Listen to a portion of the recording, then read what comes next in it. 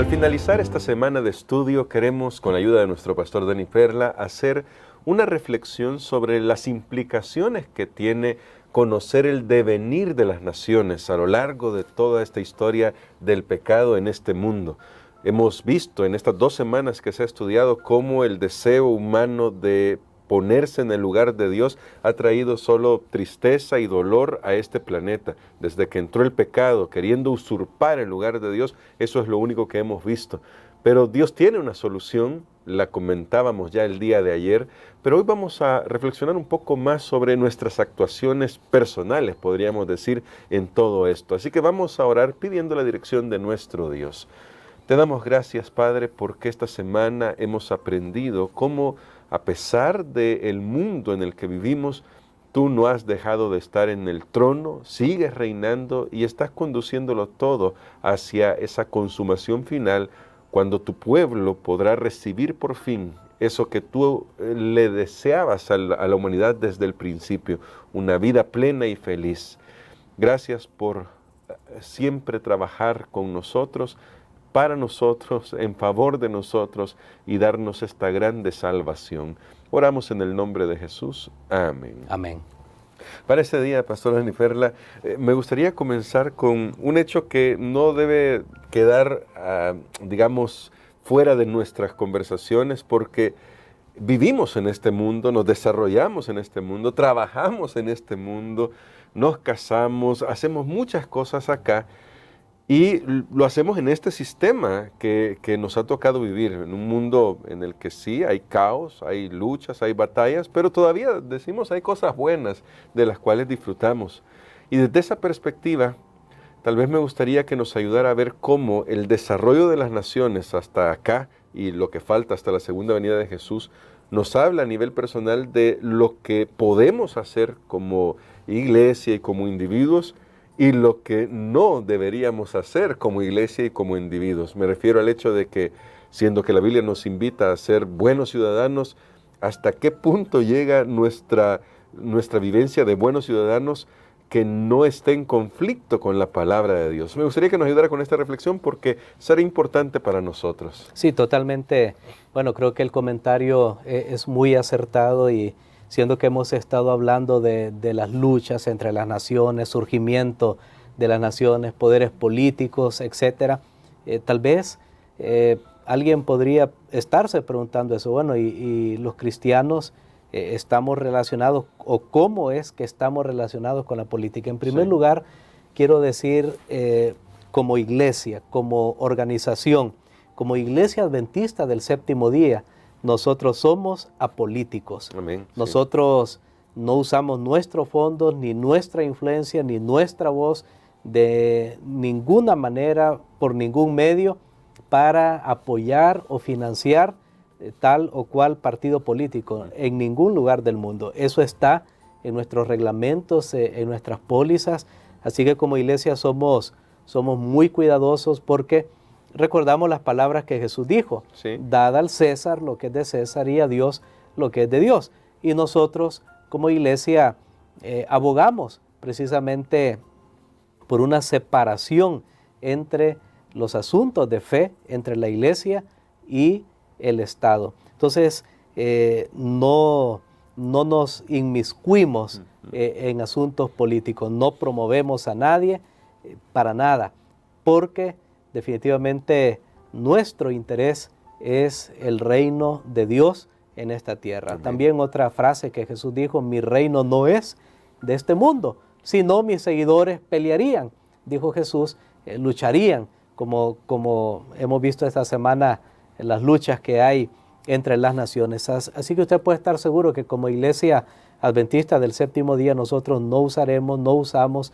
nuestros recursos, nuestros medios digitales, radio, tecnológicos, lo que sea, nuestra prensa, para apoyar o hablar mal o en bien de tal o cual partido político.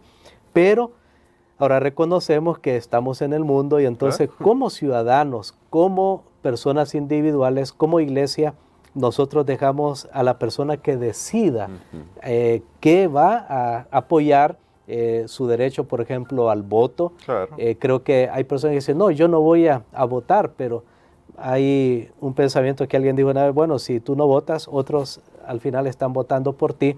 Y creo que Dios da la sabiduría para que como individuos, personalmente, sin promover desde nuestros púlpitos ni nada de eso, como individuos personalmente, tenemos el derecho de elegir como ciudadanos, ejercer ciertos derechos, en este caso el derecho al voto, y decidir qué candidatos están promoviendo valores que se alinean más o están más cerca de los valores que nosotros creemos que encontramos en la palabra de Dios. Pero ya eso es algo personal y ningún miembro debería usar tampoco su afiliación con la iglesia o con otros miembros para estar promoviendo dentro de la iglesia. Nosotros simplemente no permitimos eso. Pero todavía me queda algo más. He hablado como organización, cuál es nuestra relación con la política. He hablado como miembros, como individuos, pero ahora hablemos qué tal si un miembro es un candidato para alguna elección, para algún puesto de gobierno. Bueno, como iglesia, igual nosotros dejamos eso a la persona. Sin embargo, si esta persona fuera un obrero de la iglesia, tiene que desligarse de la iglesia, renunciar a sus cargos que tiene en la iglesia. Estoy hablando si es obrero, si es un empleado. Claro. Si es un empleado de la iglesia, tiene que renunciar a sus cargos porque no es compatible, no se va a ver bien esa influencia que la persona tiene, porque puede de alguna manera haber malinterpretarse, haber un conflicto de interés. También. Sin embargo, nosotros creemos que aun si una persona decide optar por alguna elección popular o lo que sea, siempre aplican las mismas reglas que tenemos como iglesia para todos los miembros, y que la persona no haga algo que vaya en contra de los principios bíblicos que nosotros tenemos. Nosotros como adventistas del séptimo día reconocemos los gobiernos y respetamos los gobiernos hasta donde no nos pidan hacer algo que vaya en contra de la ley superior, de la ley de Dios, de la ley moral de Dios, que es la base de todas las leyes universales y es la primera que debemos obedecer. Pero yo quiero finalizar esta sección, hermano Gerson, con una declaración tal vez de las mejores que he encontrado que nos abordan este tema, no tal vez con estas palabras que yo lo he dicho y no mencionando política, pero sabe que aborda esta cuestión que muchos piensan, no, tenemos que estar hablando, tenemos que estar diciendo, tenemos que estar acusando aquí y allá, porque si no las cosas se van a poner mal. ¿Sabe qué? Hay una declaración en el libro El conflicto de los siglos, que lo tenemos aquí en la página 595, y me gustaría, bueno, tal vez podemos dar cuál es el capítulo, porque a veces en diferentes formatos impresos o digitales puede cambiar la numeración de página, pero es el capítulo número 39. Es el capítulo 39. En esta edición. En la edición que fue distribuida ampliamente en los últimos 2 años. Entonces usted está en el capítulo 39, ya por lo menos usted se puede guiar, pero es la página 595 y un pedacito de la 596. Me gustaría que escucháramos con atención y veamos de quién depende realmente que esto no sea un caos. Amén. Como debería ser y va a ser en algún momento. Muy bien. Dice acá el texto que vamos a leer: pero mientras Jesús siga intercediendo por el hombre en el santuario celestial, los gobernantes y el pueblo seguirán sintiendo la influencia refrenadora del Espíritu Santo, la cual seguirá también dominando hasta cierto punto las leyes del país.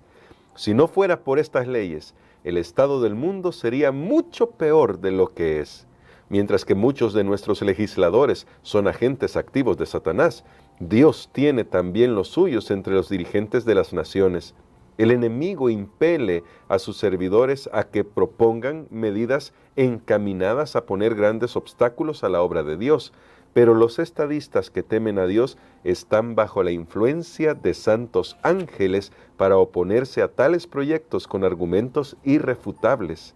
Es así como unos cuantos hombres contienen una poderosa corriente del mal. La oposición de los enemigos de la verdad será coartada para que el mensaje del tercer ángel pueda hacer su obra. Cuando la amonestación final sea dada, cautivará la atención de aquellos dirigentes por medio de los cuales el Señor está obrando en la actualidad, y algunos de ellos la aceptarán y estarán con el pueblo de Dios durante el tiempo de angustia. Bueno, es extraordinario.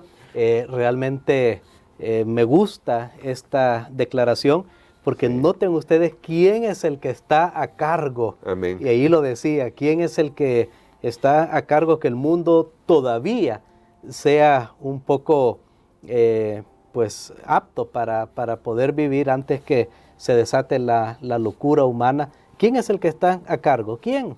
Es Dios. Amén. Es el Espíritu de Dios. Entonces no soy yo. Por eso es que nosotros como iglesia no nos metemos directamente, no nos metemos en la política, porque lo dejamos en las manos de Dios. Ahora, y ahí lo hace bien claro, el Espíritu de Dios está hablando, está levantando personas que dicen, si no fuera por esa obra que el Espíritu de Dios hace y que Dios mismo hace, pues las cosas podrían ser peor. Ahora, esta declaración termina de una manera, un final inesperado. Dice que algunos de estos legisladores se van a unir con el pueblo de Dios. Amén. En la crisis final. Siempre hay personas que el Espíritu de Dios está hablando. Por otro lado, dice que otros son agentes de Satanás. A veces a uno le gustaría poner nombre, fulano de tal, por estas leyes que puso, o este otro. Pero no, déjalo en las manos de Dios. Ese es nuestro consejo ahora. Y tal vez lo único que creo que podríamos ser activos, hermano Gerson, es en defender la libertad religiosa para todos. Para todos. Noten, para todos. Sí. Como iglesia tenemos un departamento reconocido en el mundo. Cuando digo como iglesia adventista a nivel mundial, tenemos un departamento de libertad religiosa que creo que hace un gran trabajo, y nosotros tenemos que defender nuestras libertades y las de los demás para que tengamos la oportunidad de poder proclamar el Evangelio de nuestro Señor Jesucristo. Importante declaración, pastor, y esta perspectiva que nos ha dado creo que nos ayuda muchísimo, porque nos permite poder equilibrar cómo nosotros vivimos y nos desarrollamos en este mundo.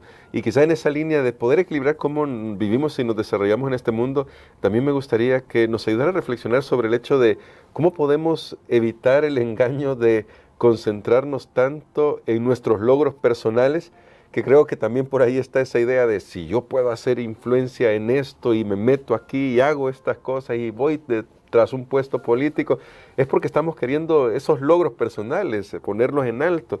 ¿Cómo nos cuidamos de evitar poner nuestro foco en los logros personales, considerando que la profecía nos muestra, los reinos de este mundo pasarán, también nuestros logros pasarán, no importa cuán grandes sean, y lo que permanece es el reino de Dios?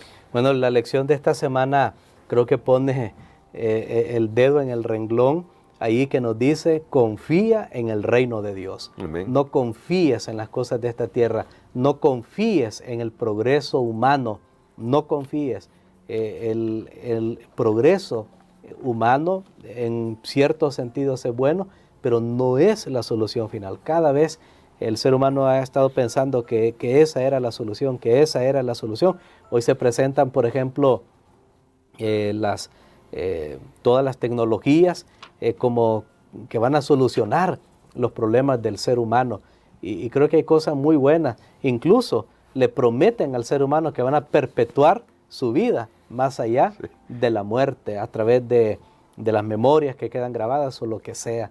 Hermanos, amigos, Dios nos pide que confiemos en su reino eterno, porque ese es el único que no tendrá final. Creo que esa aplicación para nuestra vida diaria es muy buena, porque aunque estamos en este mundo, tenemos que trabajar, tenemos que hacer, tenemos que pues vivir, pero nunca poniendo las cosas de este mundo en primer lugar.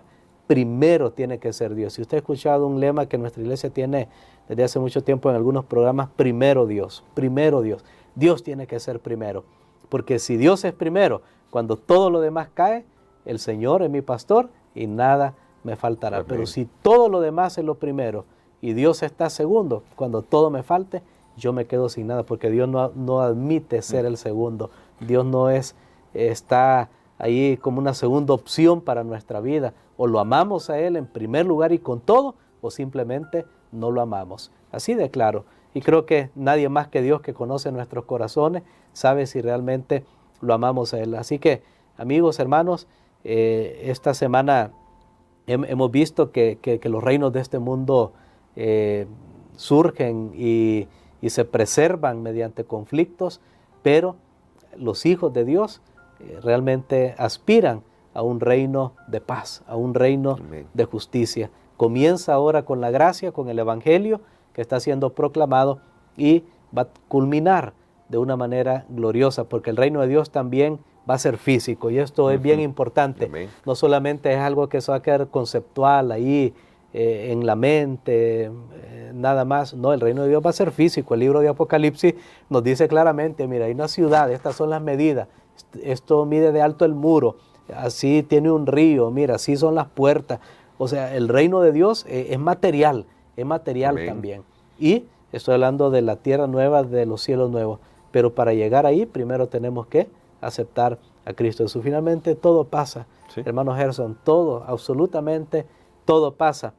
Pero la palabra de Dios permanece para siempre. Y queremos invitarle a que se mantenga firme en la palabra de Dios. Creo que lo que hemos estudiado en estas 2 semanas sobre las naciones nos ha ayudado para ver que Dios está dirigiendo la historia y podemos confiar en esa dirección de Dios que nos está llevando de vuelta al Edén. Como ya nos dijo nuestro pastor, ya esa ciudad es el retorno al Edén que se perdió a causa del pecado, pero Dios nos está llevando de vuelta. Y quisiera, pastor, que orara por nosotros por esto, para que podamos vivir con esa perspectiva de hacer lo que podamos acá, porque tenemos que desarrollarnos, eso ya se dijo, pero viendo que nuestra vida está pensada para la eternidad. Dios ha pensado que estemos con Él por la eternidad. Amén. Padre, gracias te damos, Señor, porque desde el principio tú estás preparando algo nuevo. Te damos gracias porque esto ha mantenido la esperanza a lo largo de las generaciones para todos aquellos que han creído en el Cordero que ha sido inmolado, que quita el pecado del mundo. Gracias, Señor, porque nos muestras que esto que vemos y tenemos hoy, y que es lo inmediato, no es todo lo que tenemos, que lo que vemos es pasajero, pero lo que no vemos permanece para siempre. Ayúdanos, Señor, para que podamos resistir las acechanzas del enemigo, los planes, métodos que tiene para mantenernos tan enfocados en las cosas de esta tierra que se nos olvida buscar tu reino y ponerlo en primer lugar. Perdónanos, Señor, porque muchas veces, aunque decimos que somos cristianos, nuestro énfasis pareciera que está en las cosas de esta tierra. Ayúdanos a ver con la fe y por la fe aquella ciudad cuyo arquitecto y constructor es Dios. Gracias porque nos amas, en el nombre de Jesús. Amén.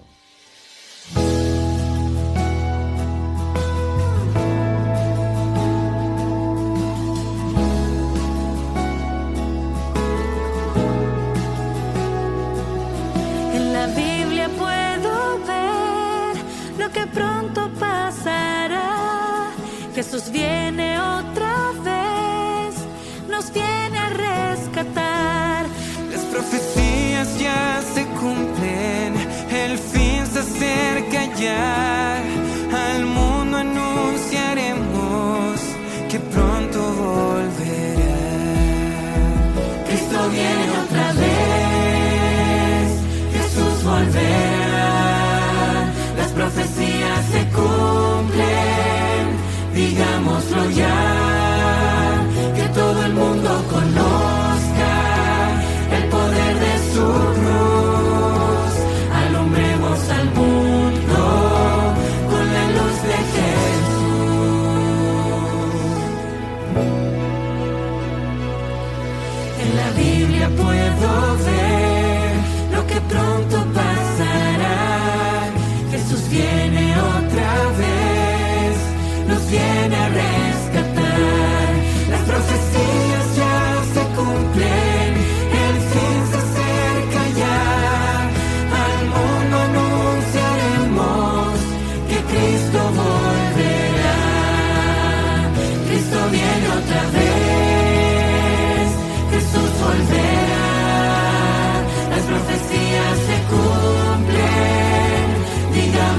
allá, que todo el mundo conozca